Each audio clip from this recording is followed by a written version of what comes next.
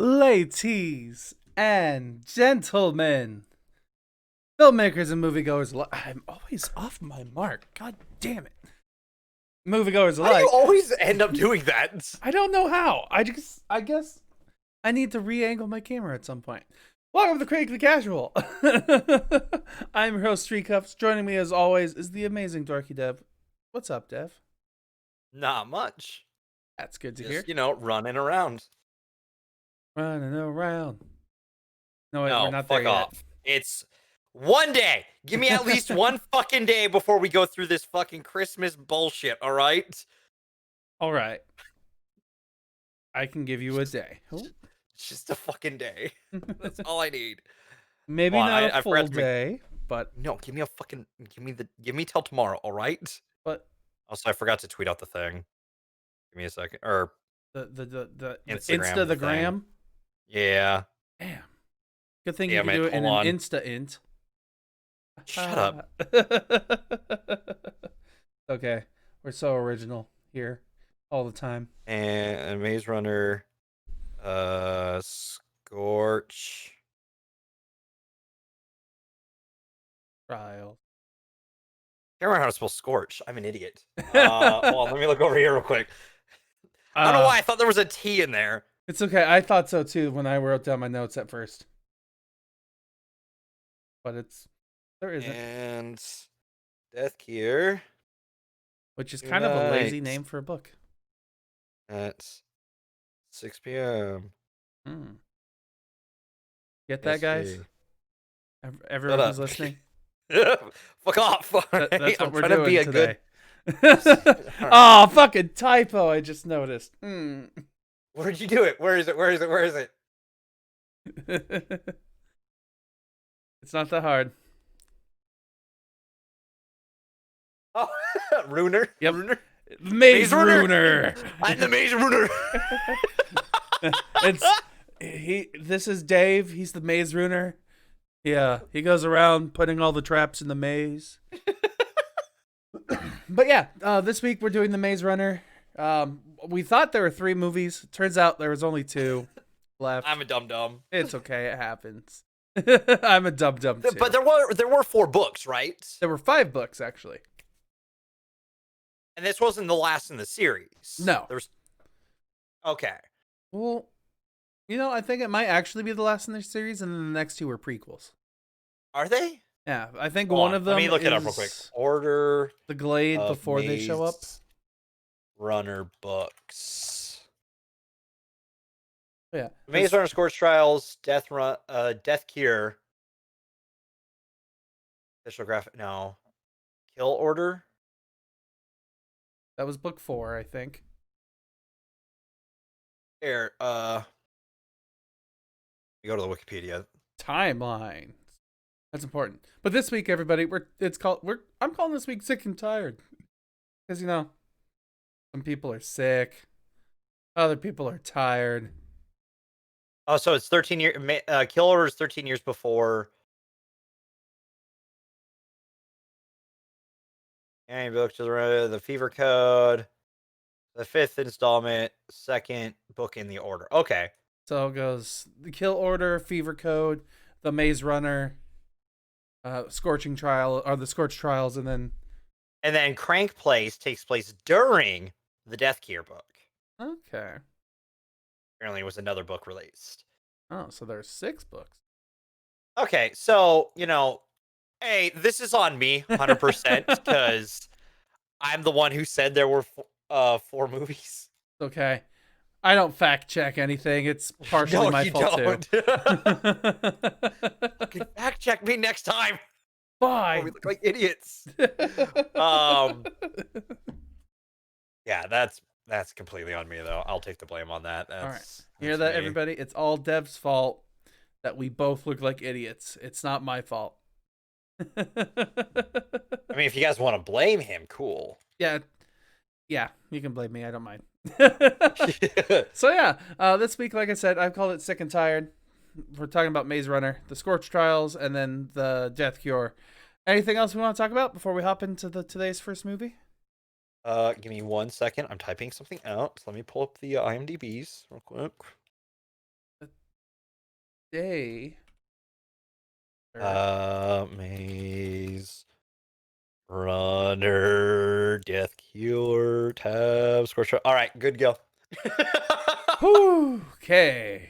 We're ready. We're talking Listen, about. man, what going on? Are you at least awake this week? Yeah, I'm awake this week. No, last week was a different week. All right. Yeah. Last week was a different dev entirely. Yeah, That dev did not compute and was kind of fun to mess with. that dev just did not care about the movies he watched.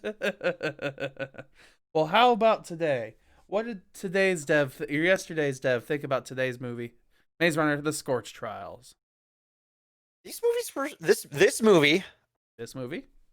in particular, I was surprised by. I thought it was well paced. Mm-hmm. As you know, a movie from 2015 that was released on September 18th could be, with a budget of $61 million, which received 30 million on its US opening, 81 million on its gross US, and 312 million worldwide. Could do. Um, Personal opinion, it's a better second movie than maybe last week's series. Um, because I think that it doesn't try to so my problem with, what was it? Because it's Catching Fire was the second one, right? Yes. We talked about that it was really slow, and then when we finally got to the trial, or the Hunger Game, like, its change of pace didn't really feel right. Mm-hmm. This one's change of pace worked because it goes from being a survival mystery Mm-hmm. to a survival zombie race against time.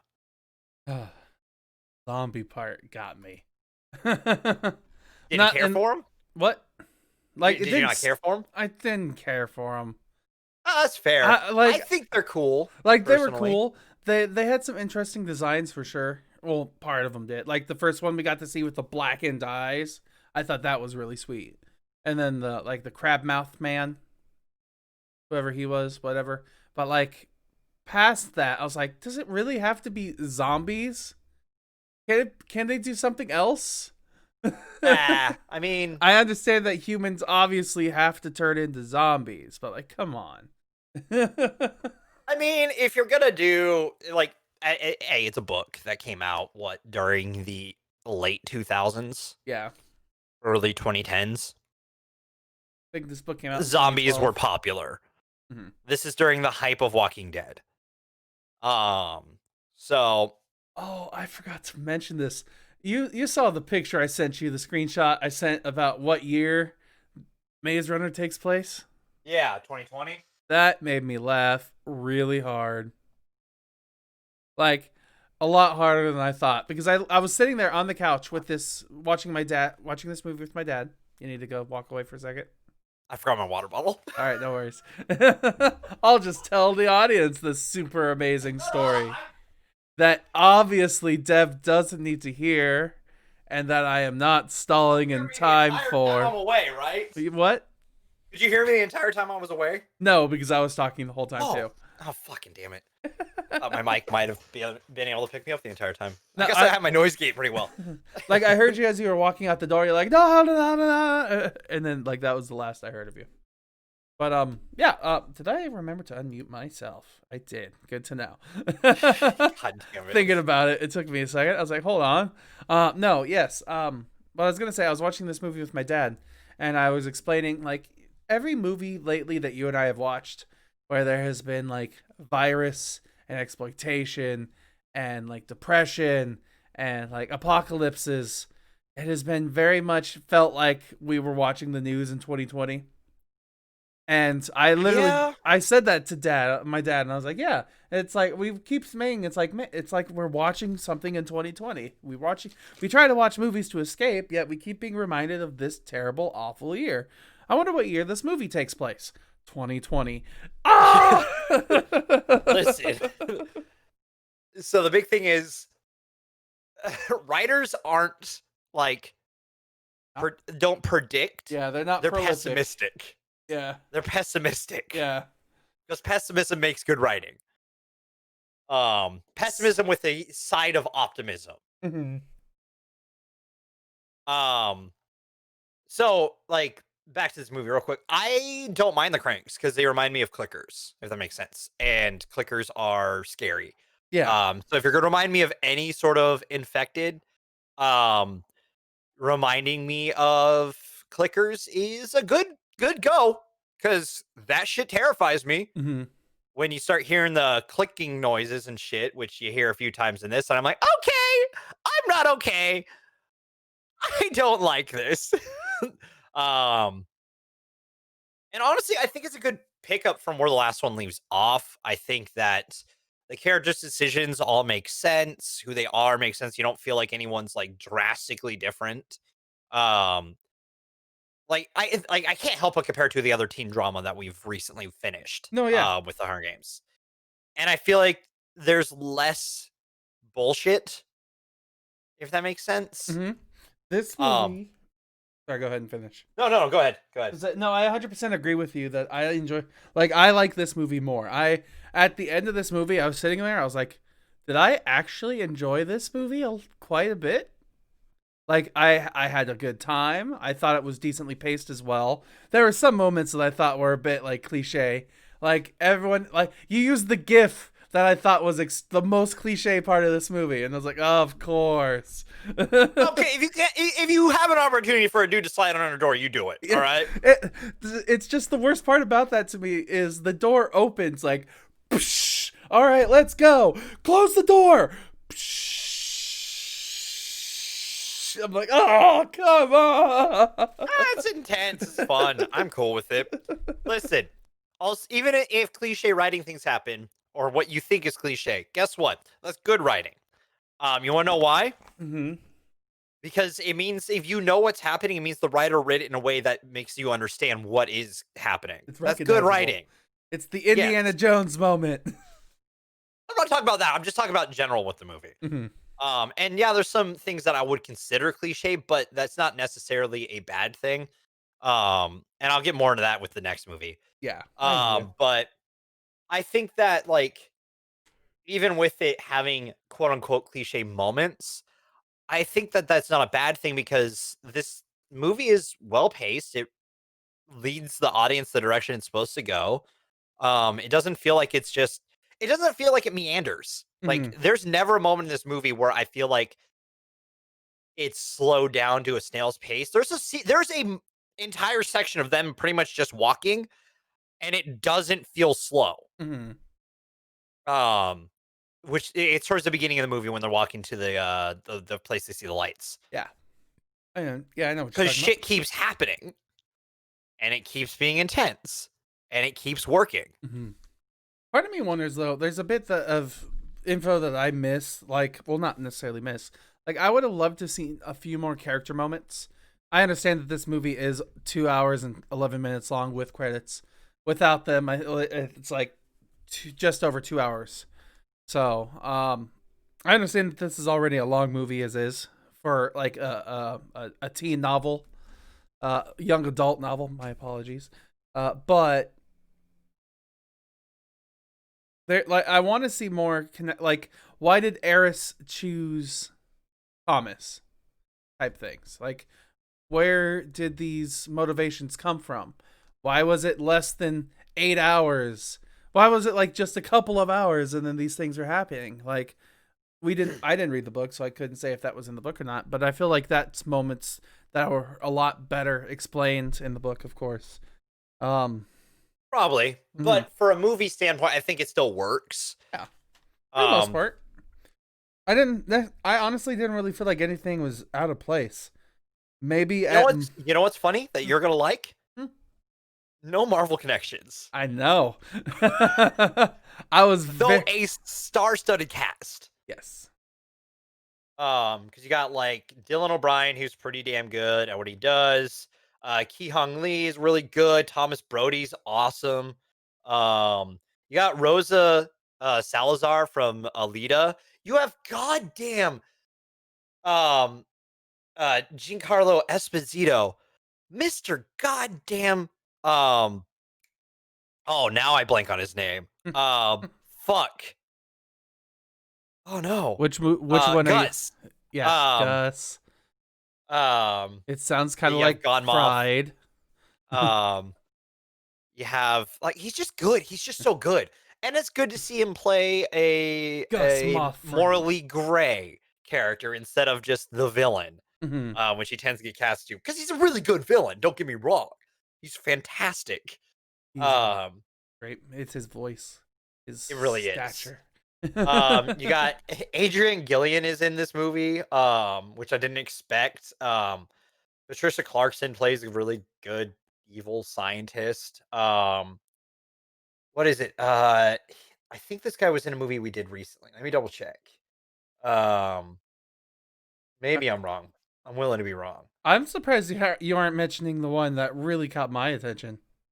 Who? Alan Tudyk. Oh, dude, I was really, I was ecstatic. My father. Mhm. um, you have like Alan Tudyk who shows up in this. You have Natalie Emmanuel who is from the Fast franchise, and Miss Sunday. You have a couple goddamn like alumni from Game of Thrones showing up in this. You have Catherine uh, McNamara who plays who's the new Arrow in Mhm. the Arrowverse. You've got like Kea Sidorino who played Teresa. I'm bad at names. What can I say? Like like the cast is really strong in this movie, and it makes me happy because a lot of them are younger actors and actresses, and they shine, and it's really awesome. I like that. Because it's like, oh, these guys are gonna have long careers because like there's like no one. You have like Dexter Darden, who's really good as well. Mhm. He's really good at comedy in this. I feel like these two movies in particular. He's good at adding some comedic beats. Um, I've determined that Thomas Brody Sangster is going to be the next Sean Bean.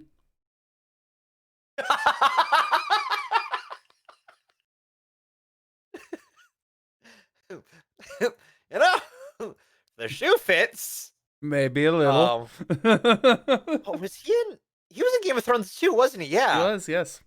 My God, there's a lot of Game of Thrones alumni in this. The more I look into it, but no, like this, it's a really good cast. And like I honestly I like this more than the last Oh. one in the sense that like it continues the story really well, in my opinion. Like it does things well. Like I went into this not having much of an expectation Mhm. at all. Um and having that like raised up and being like, "Hey, this movie's not bad." Is nice. So yeah, I also just found out that what was his name that I literally just said? Thomas Brody Sangster. He was in Star Wars.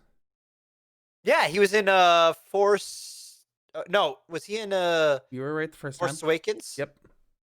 Okay, cuz yeah, he was on the He was a First Order officer in The Force Awakens. yeah, I think he gets blown up. Yeah.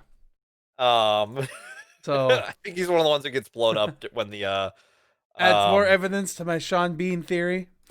shut up, motherfucker. You know, one thing. No, it's the next movie actually that's important. Never mind. So um I'll talk about that later.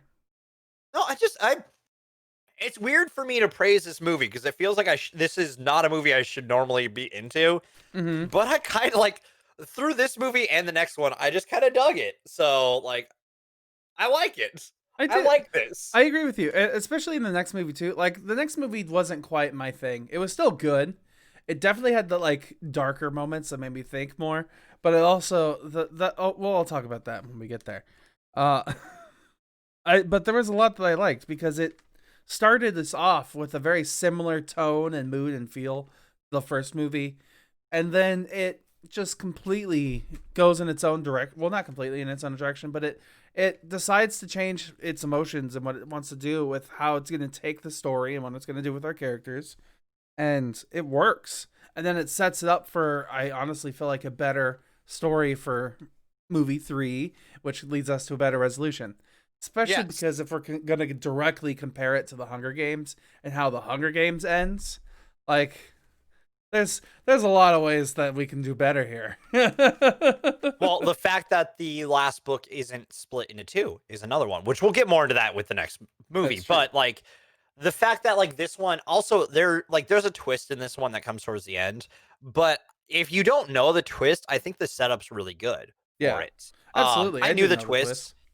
I knew the twist, and I felt like knowing, like even knowing it, I'm like, oh, I mean, like you could, like, there's a lot of scenes with a certain character that you're kind of um, like they like once you know the twist, you look back on those, you're like, Yeah.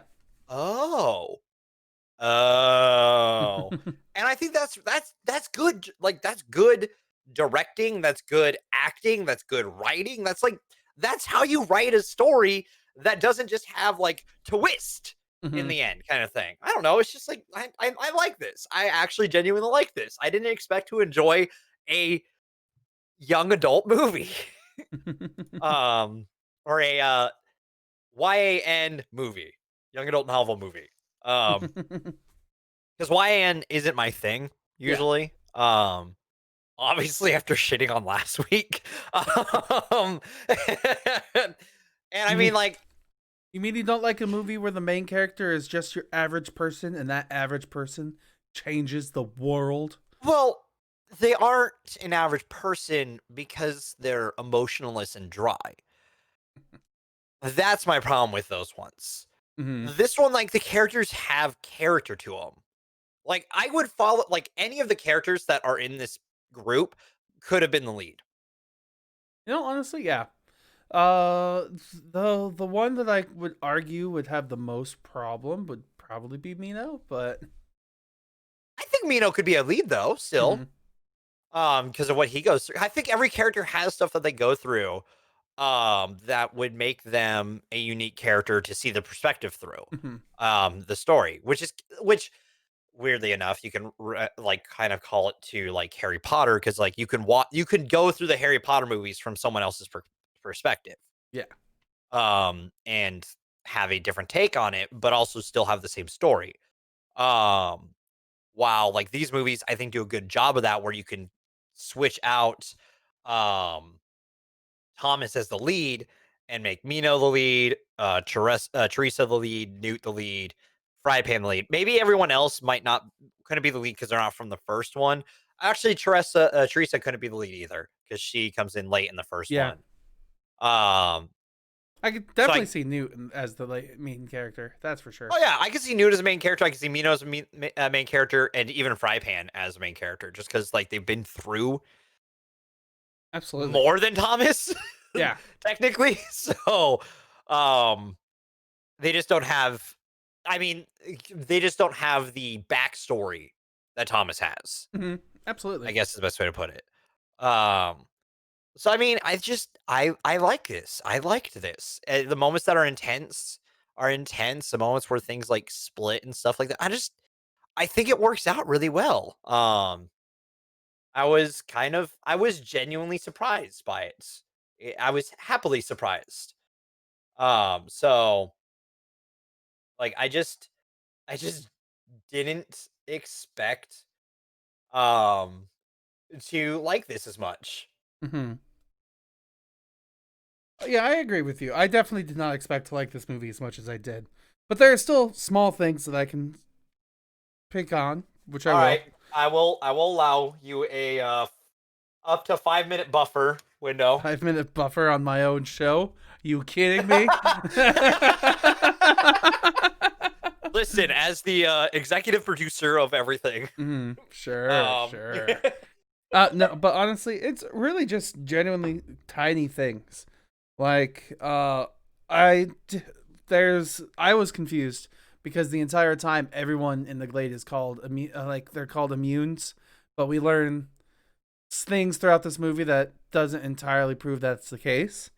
Um, and it's not necessarily explained why that is until the third movie. So that's one small complaint I have. But it's not always a bad thing that not everything is answered in the same movie. But still, it was in that moment I was kind of confused and angry and wanted an answer. Um, Another moment is they kind of do a sound trick where a shotgun and a handgun give off the exact same sound when fired. So it's meant to trick the ear and make us believe something dramatic happened when it really didn't. So I was like, well, that's another one of those easy gimmicks. I was like, all right, fine. It's okay. It's a movie. It's It's a movie trope that's used for suspense. yeah. One of my favorite things actually was Teresa. Like I'll be honest, I felt like her act like she was kind of sidelined throughout most of this movie. Like she didn't really get to do much. Uh, but I liked what she does, and I liked the motivation behind it. Like it didn't really feel like it was out of it nowhere. It felt Genuine. yeah, and it made sense honestly. But then you get to the next movie, and then I have decisions there that kind of bug me, but whatever, as well. So, if I had to pull out one other thing as well that I wanted to talk about, it would be the distance that they travel and how close everything seems to be. Like the facility that they leave, and then how quickly they get to, I'm going to say the mall, whatever it is, felt really quick. But honestly, if those are my only complaints, pretty good. Hey, I'll take it. So yeah, I mean, I don't really have much else to talk about on this first movie, the Scorch Trials. Anything you want to say? Honestly, like if you haven't watched it, I'd suggest watching this. Yeah, at least this one. Like, you don't really need to see the first movie to really understand what's happening because they explain what's happening in this movie. So, but That's true. You could pick up here, which isn't a bad thing either. yeah, but you can also watch these three movies. It's not the worst decision. I would recommend these three over the Hunger Games 4 for sure. Yeah, definitely, and not just because of length. Yeah. That's just an added bonus. Yeah. You want your popcorn kernels? I'll take my popcorn kernels. All right. Here are your 10 kernels, Dev. What are you going to give to the score? I'm gonna give it an 8. An 8. A solid 8. Nice. I like that. That's pretty cool. I hope I just didn't mess things up. I didn't. Hooray. All right. I personally am going to give this one a. Well, let's just say an 8 as well. It was fine. I had you at a 7. I was leaning towards a 7, and then I was like, well, 7.5 is fine. Well, I don't really. Yeah, it was fine. I'd watch this again. It was fine. Hey, I'll take that, dude. Hey, we haven't had a solid since what? It's been since Golden Compass. And what was that? A solid 6? Oh. Well, between us, it was a 3.5. Oh, yes. Yeah, Jay. Right. Jay threw it a 3, but it bumps back up to a 3.5. So, if you take Jay out of the equation from a few weeks back, our last even score was Nightmare on Elm Street at a 7.5. Okay.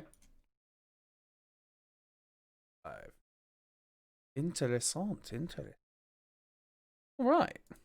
Oh, fuck. I'm just popping up things all over the screen. I'm such a great video manager, stream runner. Oh, yeah. Right.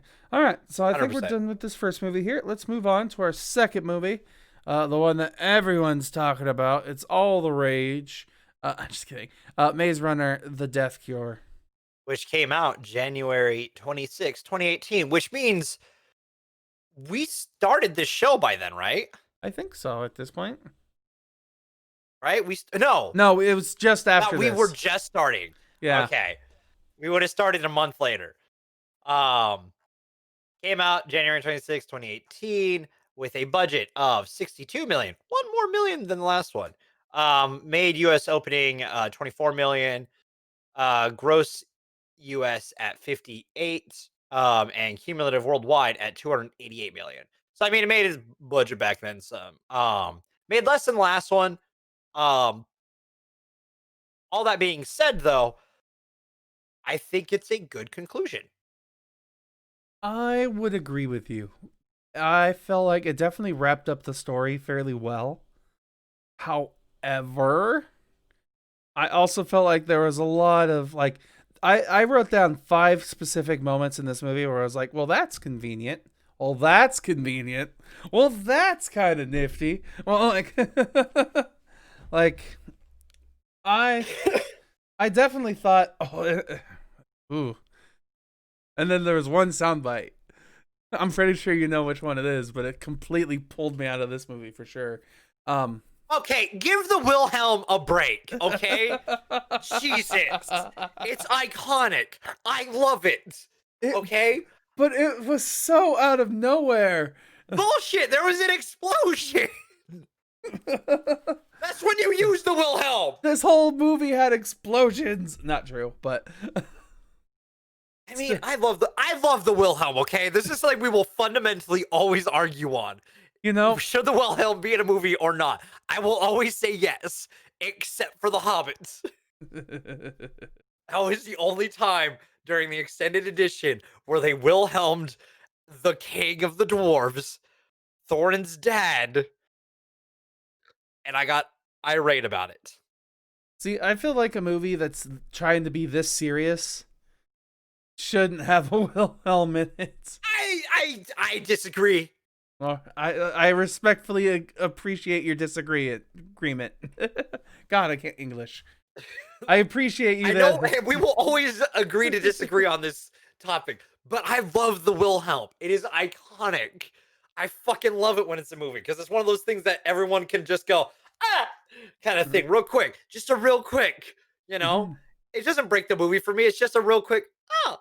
It really took me out of the movie because it's like you need to turn off your brain for the Wilhelm, okay? You're never gonna survive movies going forward. The Wilhelm is needed. It is part of cinema. Get over it. Mm-hmm. It is. I know it is. But that being said, going backwards, back checking, ignoring the Wilhelm. I'll just ignore that. Ignore that note right there. I'll cross it out. We have now covered it.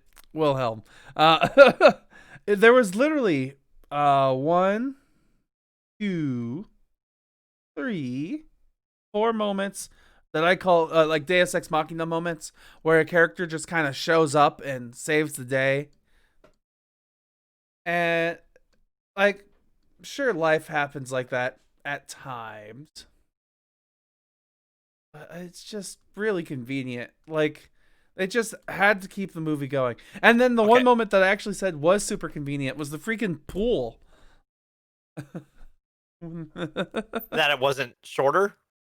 Well, yeah, that it wasn't deeper, or yeah, it wasn't as shallower. And the fact that there's literally just a pool there.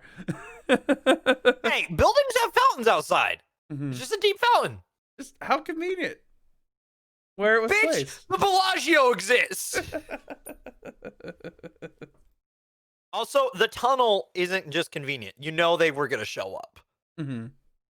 Like, those characters weren't going to just let Thomas do his shit. Both yes and no. Like, I 100% agree with you that those characters wouldn't let him do it. But it just literally feels like they just show up. I mean, better driver. No offense to Frypan. Frypan is inexperienced. Which that's also another moment that leads me, which I'll talk to in a second here. But he probably, took things a little slower than the character who shows up does. So maybe just a little bit.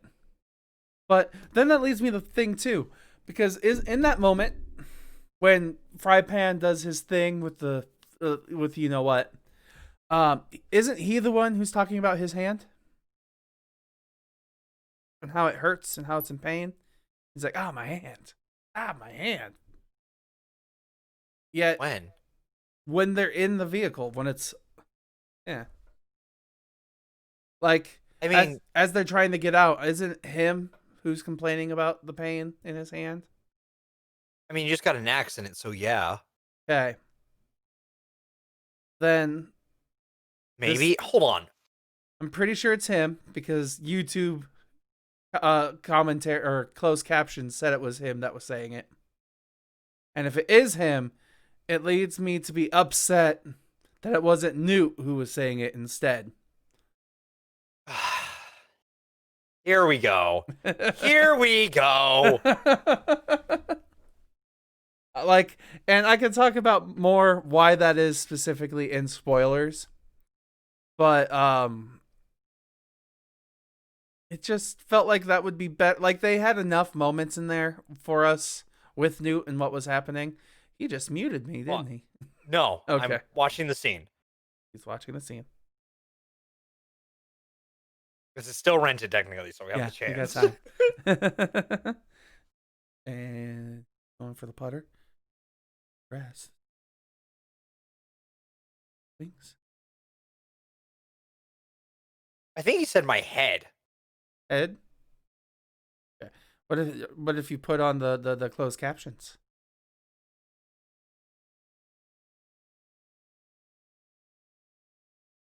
Hold on. Holding.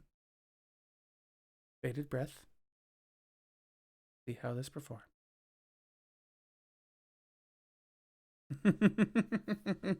Sorry, I am not good at golf commentary.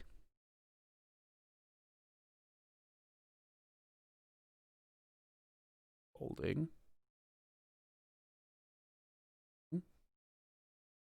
Such great Hold on. content. He does. Okay. I think he said my hand. But I mean, like, you get in an accident, you're the one driving, that happens. You hurt your hand. Mm-hmm. I hear you. But you still understand my point as well, right?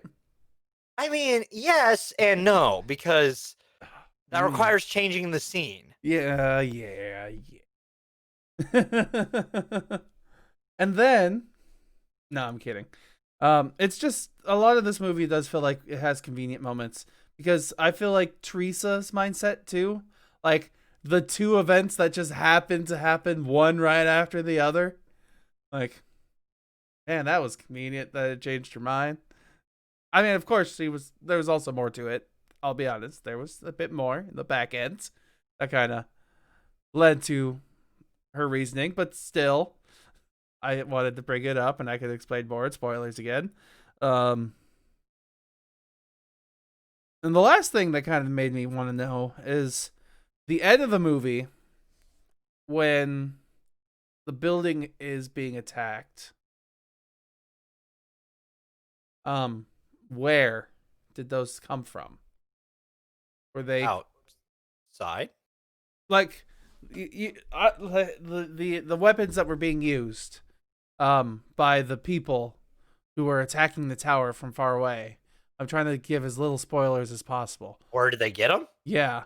Were they commandeered? Did they always have them? We don't know, but it adds it adds something to the end of the movie. It's like it's supposed to be a tension riser, like, oh my goodness, we have a ticking clock. Steven, don't you dare say it. Movie has to movie. Fuck you. What? It doesn't. I know. Does it affect the movie if they got it before the attack or during the attack or they got it 15 years ago? Is it going to affect the outcome of the movie? I feel like a little bit yes, because the only reason they get into the walls is because of one motivation. But if they had that weapon which could destroy a tower from a distance already, they could have been able to get through them. Not from a distance. They were like right at the base area almost. They were in the, like, essentially a plaza nearby. And that kind of artillery isn't going to get through a thick metal wall. But a truck full of gasoline will. Also, there was no way they were going to be able to fire those with the main cannons online. Which, why weren't they working? Because they got into the... Okay. They show that happen. Mm-hmm. You can't argue that. No, I know. I felt like it, though. I'm kidding, though. You're right. I mean, I'll admit, that's a nitpick from you. Mm-hmm. But movie has to movie. fucking movie has to. Listen, occasionally it outrules the nitpick sometimes. All right, It does, I guess. It does. because my question to you, Steven, Mm-hmm. is if you had to cut something from the movie and you had to choose between the backstory of how they got the gun, the artillery, and anything else in this movie, what would you have done? You know, And I don't you probably. fucking say that you would have cut anything else from this movie, because everything else in this movie is needed. You know, I would have cut. I'm just kidding. I wanted to try and connect this to The Witcher because you'd been playing that recently, but Yeah. it's too far of a stretch for anyone who hasn't been watching you play The Witcher. Fair. I mean, it's this is I think it's a good conclusion. I think this movie closes out everything it set out to do. Mm-hmm. There's not really any. I mean, there's a couple loose threads maybe at the end, but every story's gonna have a couple loose threads. And but it doesn't end with like it doesn't feel like a cheesy, sappy, dumb ending. Yeah, it's not an ending like the Crocagator movie that we saw. Yeah, like I'm sorry, like last week, part 2 of Mockingjay, that ending sucks. It was awful. Yes. Whoever the This writer of the book was is a terrible. I'm just kidding. well, I mean, it also could just be the adaptation. I've never read the Mockingjay, so but I feel like because this is one movie, and yeah, it runs a little long. It's what 2 hours and 23 minutes. Yeah, Um, a little longer than runs the other one. little long, but it's one part. Mm-hmm. Its pacing is all there, like because it's one book put into one movie, which means the act structure gets to be used from the book properly into the movie. You don't have to create more acts, essentially, or mini acts. Mm-hmm. Um, because even like comparing it to what um the Mockingjay does with the Mockingjay, that one being split into two, even if you watch those back to back, which I did, they don't feel like they're back to back movies.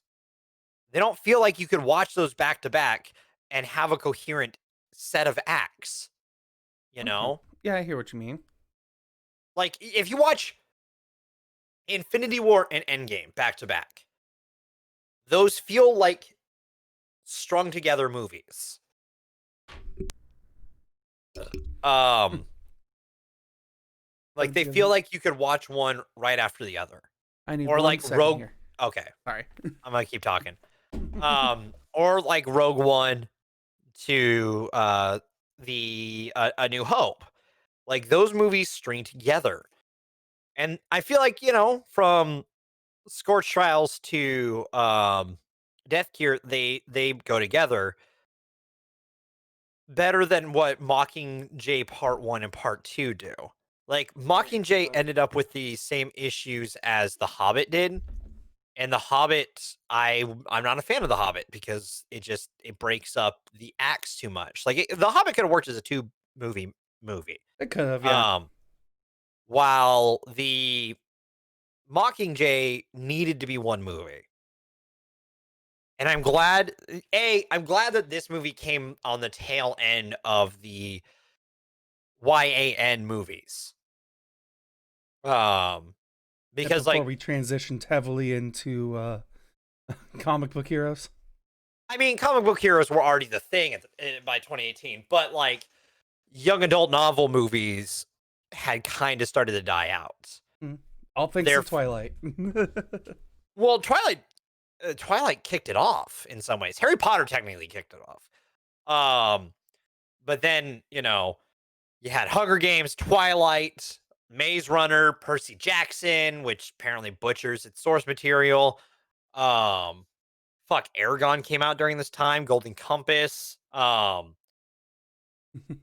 Like there are a lot of movies that were part of this era that were like young adult novels adapted into Divergent series.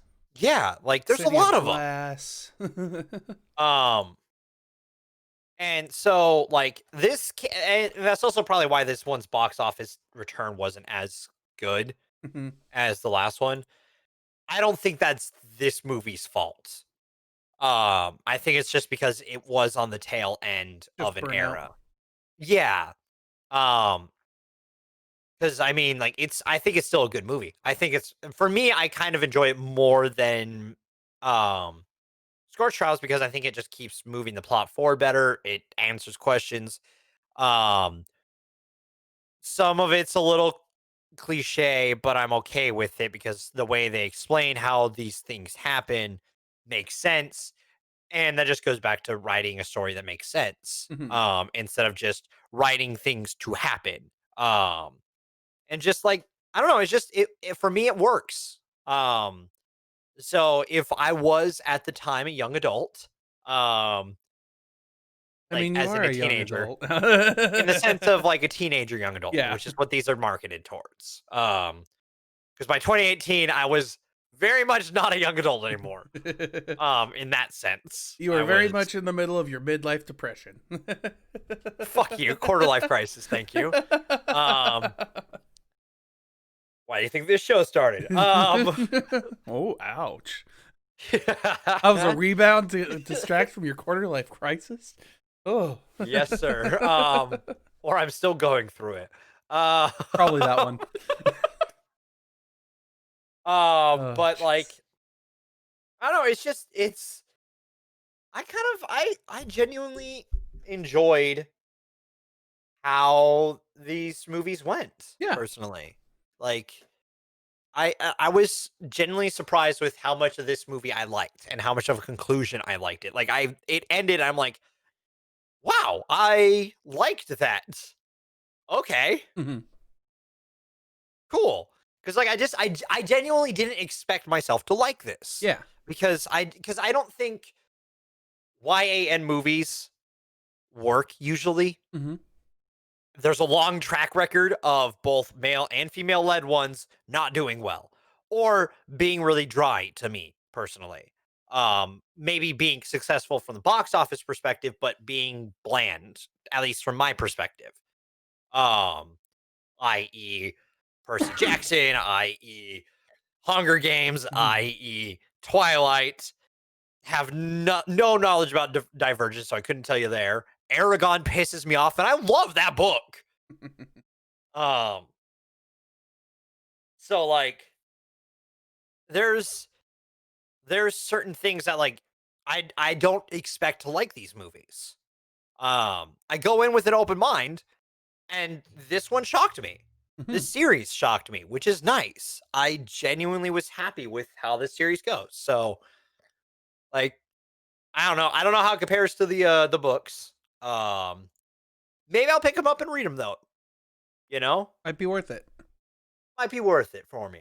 All right, Dev. In that case, I'm gonna want to Oh, I go. didn't give you your Yeah, I was popcorns. about to say I want to transition into popcorn. So give them over. Hand them to me. Giving your popcorns. I'm gonna give this one a 7.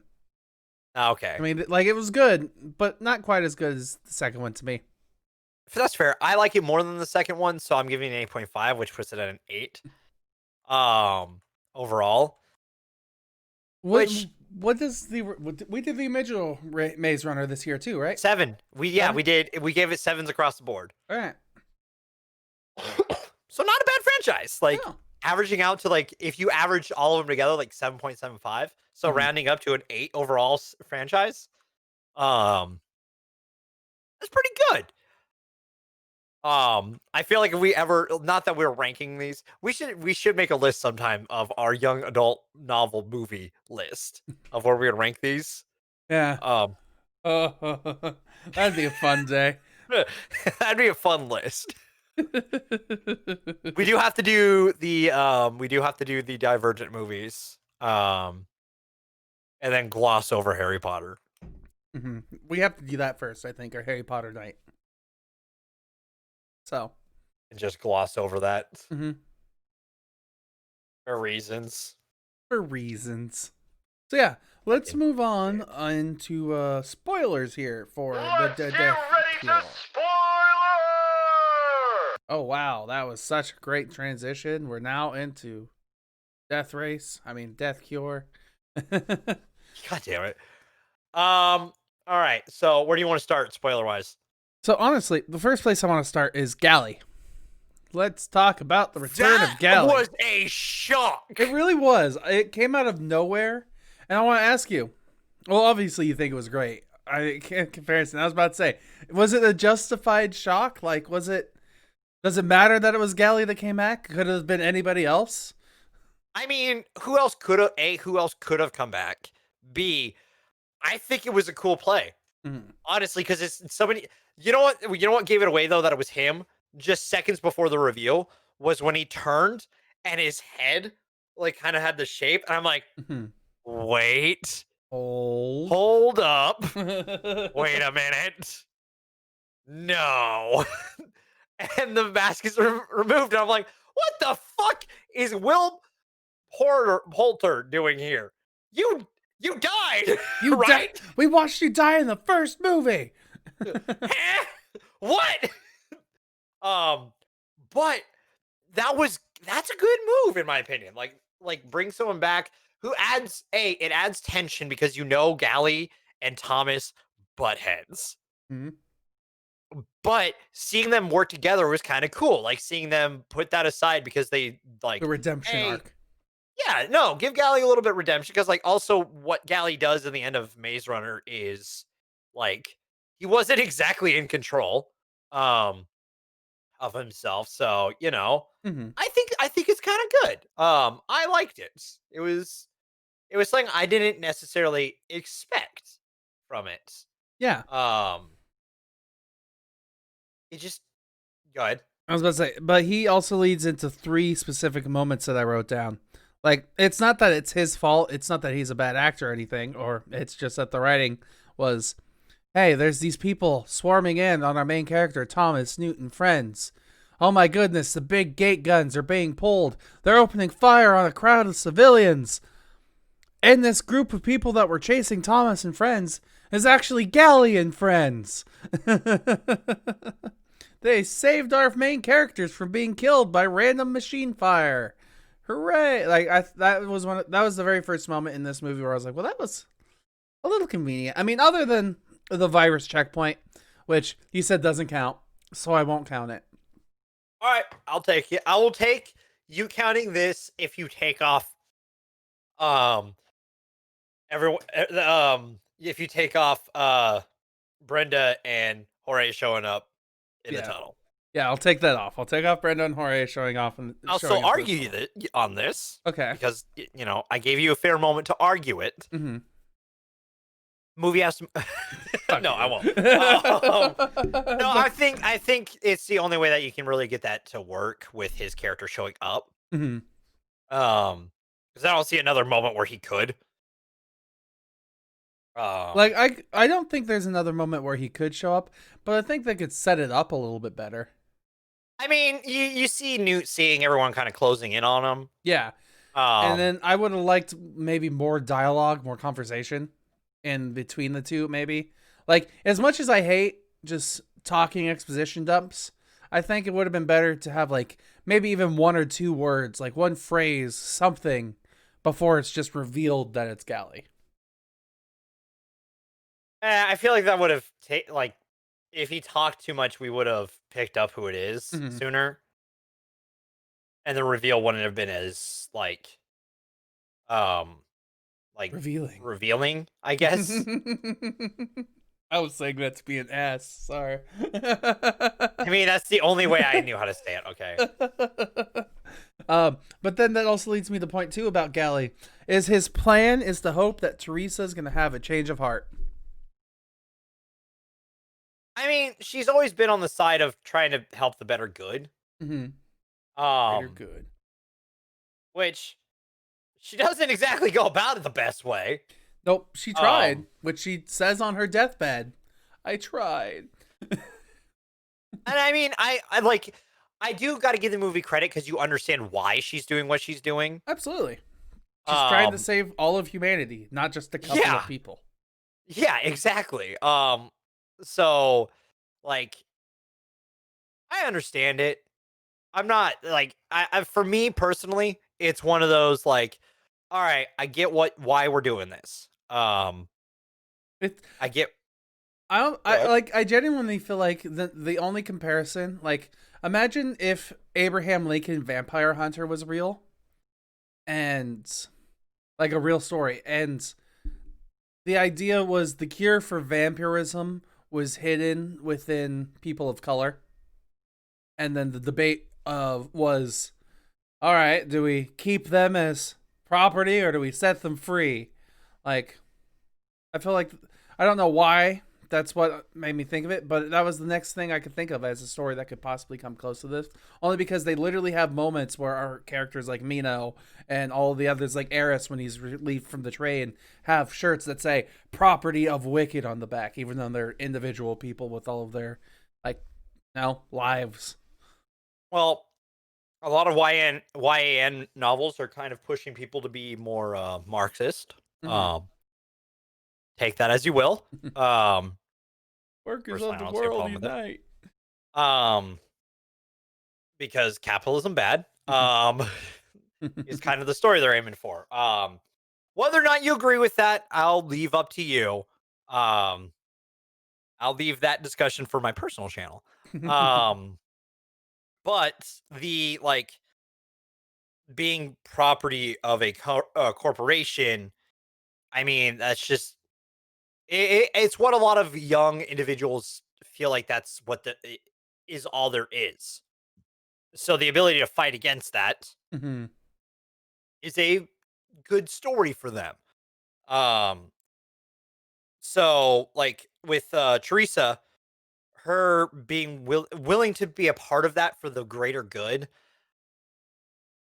like you understand it because that's what would happen in real life. Mm-hmm. Um, and she sees it as an opportunity to save more people in the end. Problem being that like and like on her redemption thing, I don't know if it was necessarily a redemption. For Teresa, no. Yeah, which I'm okay with. Hmm. It was she was put in a situation where she knew she had to do the right thing. Did it redeem her for what she did? No. But personally, you also like you're still sympathetic with her because you also understand why she's doing what she's doing Especially because she has two guns pointed at the back of her head. consistently. Yes. But at the same time, those guns aren't necessarily always pointed at her. They're there, Yeah. but they aren't pointed at the back of her head. They're usually pointed past her head. Hmm. Um, that gun can easily turn to the back of your head at any moment, though. I mean, this movie shows that when Littlefinger fucking pulls that shit. Oh, Which is a Littlefinger. very Littlefinger move. No, Um, literally, the movie was happening, and I was like, he's little fingering his way through this. that's literally the direction they probably went. All right, now for this movie, you're Littlefinger, All right. but American. Ah, fuck. I will say his American accent was interesting. Mhm. Um, because you could tell it wasn't a perfect American accent. It was very unique. And I give him credit because Mhm. I liked it Yeah, because it was unique. the only like it was unique, and the thing that really I picked up on it mostly is it kind of got rid of like the graveliness of his voice. Like he has a Yes. deeper voice, and then when he was trying to go American, it kind of went higher in pitch, and it was smoother. I'm I think we're friends kind of thing. Like his accent is really hard to emulate because it's not quite American, Hmm. but it's American-esque. It's Hmm. American light. It's American seltzer. Um it's it wants to be Budweiser. Yes. um which is I think it's great, honestly, because it's one of those things that are like, I see it and I like it because it's Hmm. not quite right, which in a broken society probably would happen. Um, depending on where you're from. So Yeah, no, I mean, and like, so her little redemption thing at the end, that's not really a full redemption arc, but it's a redeeming moment, if Mhm. that makes sense. Um, where like it's understandable why he put her name on there. He would have, let's be honest, if Newt's name wasn't put on by Mino, He he would have would have put put new. Newt. Yeah. Yes, 100%.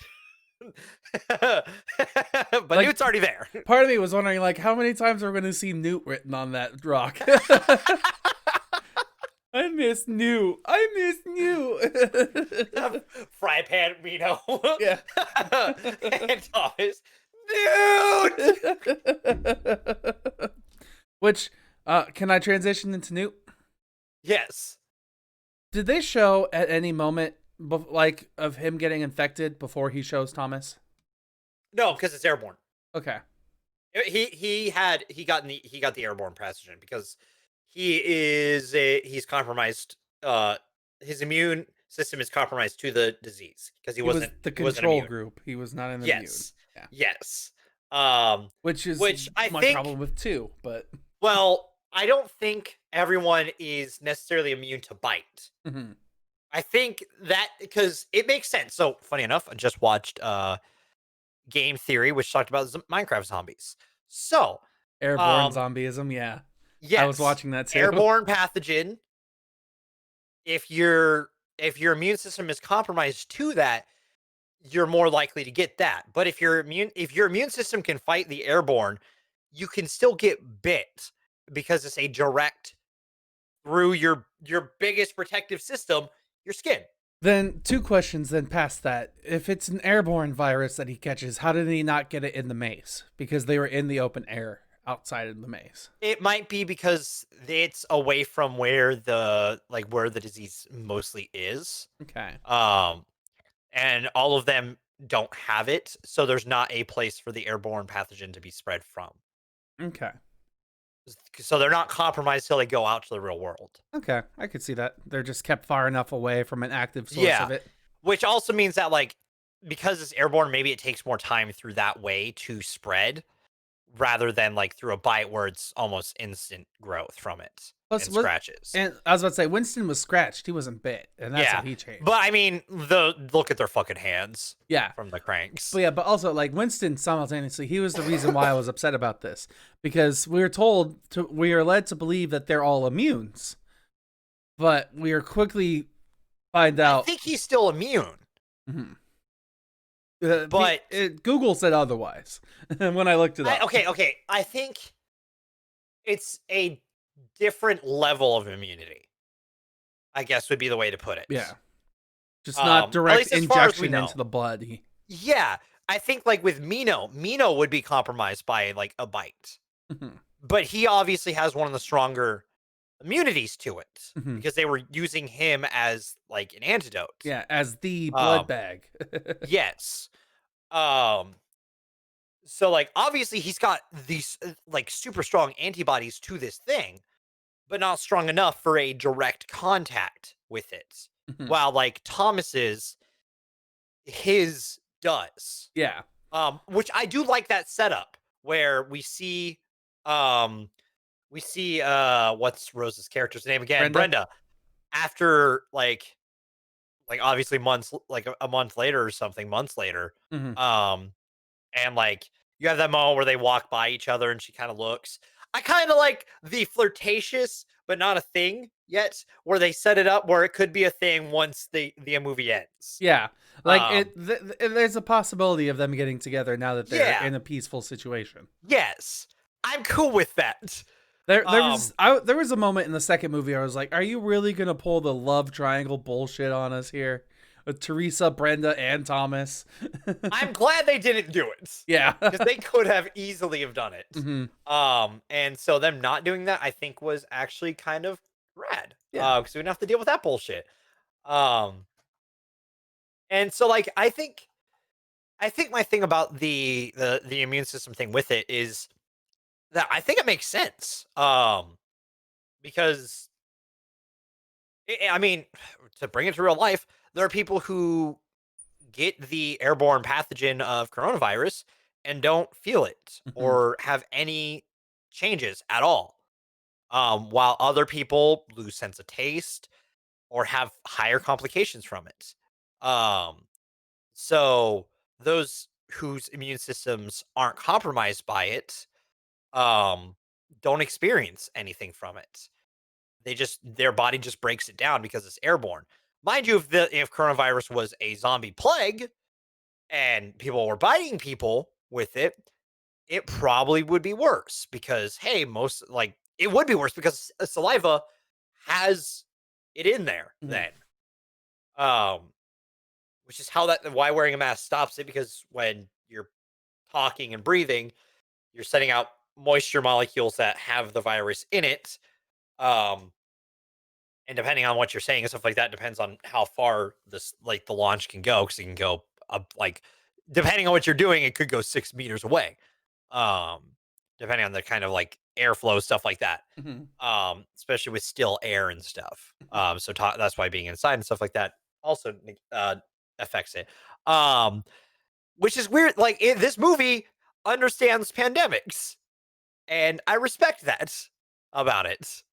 I don't know. It's kind of I like that it understands what it's talking about, because you can see the effects of it and how it would affect things. I guess it genuinely feels like how it would be done. With how an infection would spread, kind of thing.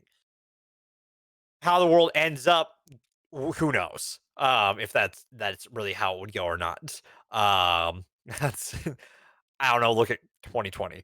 But um, I mean, it's just I know it's a gripe that you might have, but Mhm. I think it's done well personally, because it for me, I understand why it's doing what it does, if that makes sense. So I respect your opinion on it, but I have my own. Yep. You're pulling a full Adam Savage. I respect your reality and substitute my. I'm just kidding. I always substitute my own. We know this.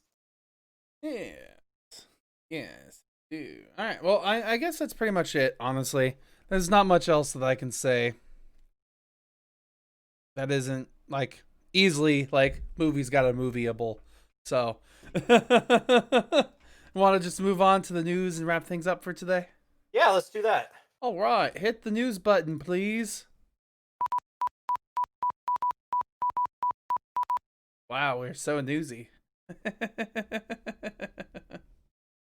Just pull that out as a soundbite and I'll use it. We're so newsy.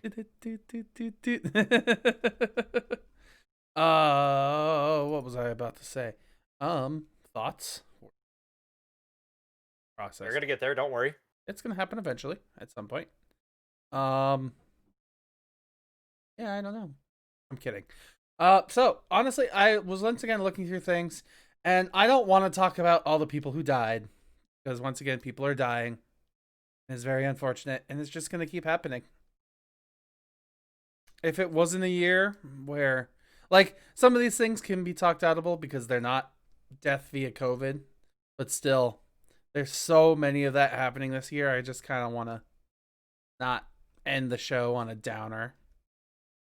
I can understand that. Yeah. So then going past that, other things I see is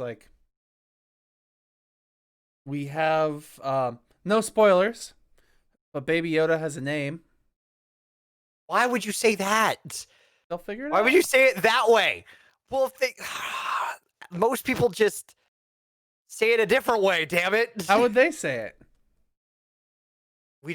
So at work we just say the name, because no one who doesn't know about it has any idea what we're talking about. All right. Well, cool. Now all set. Fine. Now we just can't ever say the name, and we're fine. God damn it. You ruined how I wanted to end the show. Oh. Well, that's what you get for not consulting with me.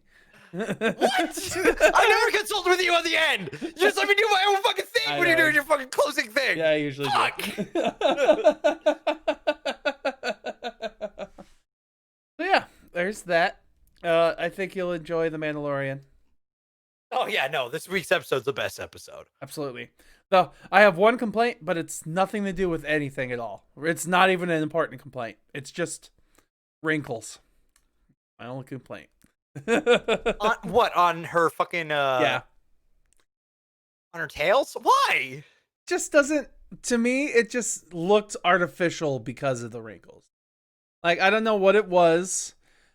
It just really reminded me of the fake, like, pleated leather plasticky type stuff, and I was like, it's just filled with cotton. She's 40 years old, man. No, I understand. It's just, I didn't like it. I'm sorry.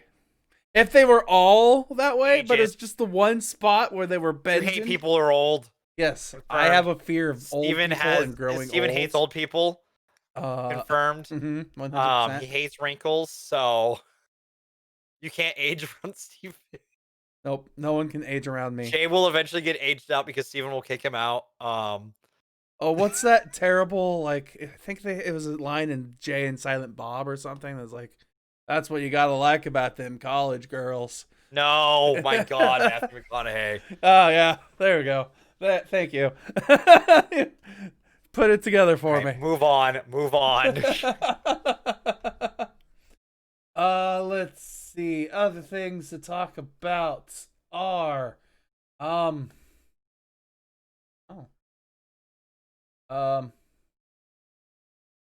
you just want to move on to the end then? yeah, let's talk about what we're doing. No, as always, it's the end of the month, so that means next month's movies. Next month's movies. Steven spoiled it last week, but we're doing Christmas movies. Yeah, Christmas movies. I said holiday movies. I didn't say Christmas. It wasn't a complete whatever, spoiler. holiday movies. Some of these are Christmas movies. Some of these are not.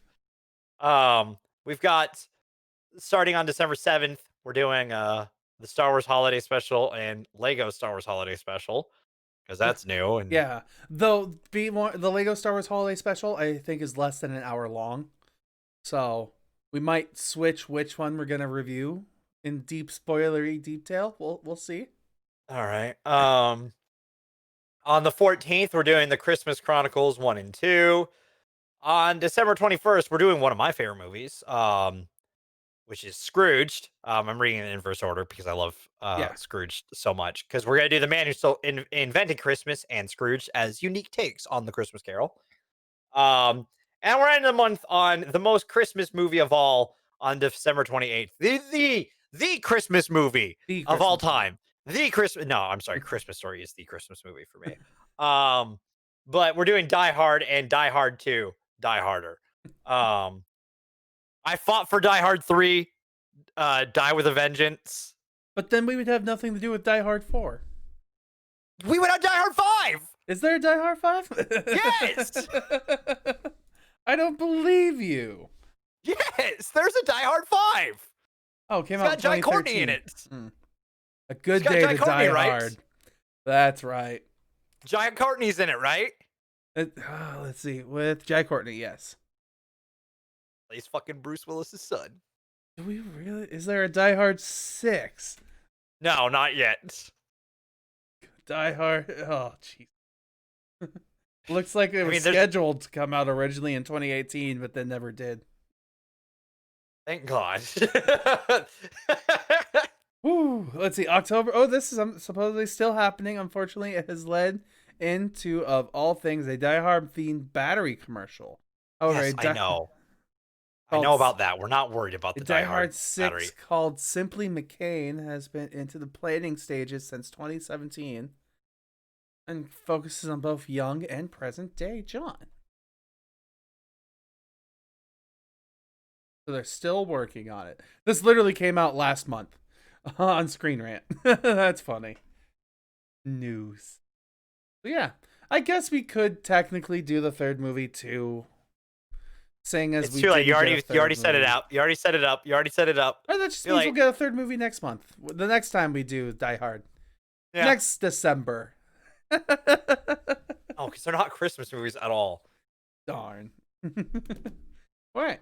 So yeah, that's us. So next week, come join us as we hate our lives with Star Wars Holiday Special and then Lego Star Wars Holiday Special.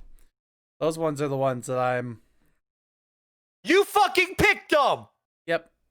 I picked them. And it's all because of my fucking coworker. He gave me the idea.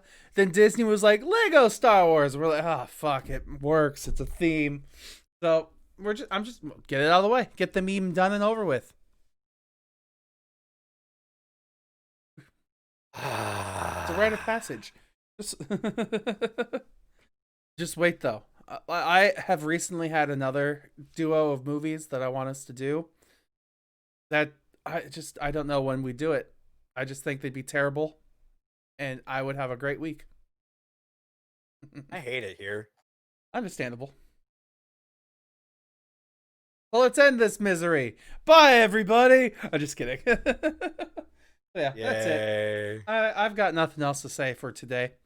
So, if you like what you saw, all the social media things, yeah, or listen to, hit the likes, subscribes, follows, all that fun stuff. All the things on all the things. Yeah, all the things and all the things. And I guess we'll see you guys next week for the start of 'Tis the Season. To be jolly. Bye, everyone. Fucking humbug.